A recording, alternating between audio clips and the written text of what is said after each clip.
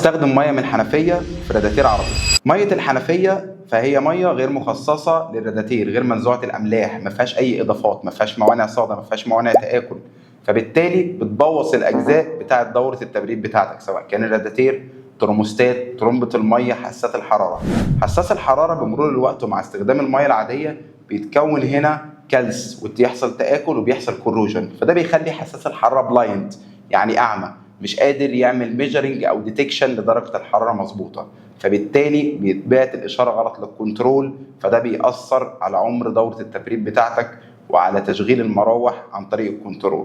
فدايما استخدم الكولنت مظبوط لحساس الحراره وباقي اجزاء دوره التبريد، سواء كان من نوع الاورجانيك او الان اورجانيك او الهايبر اورجانيك، او سواء انت بتقول ميه خضراء او زرقاء او حمراء.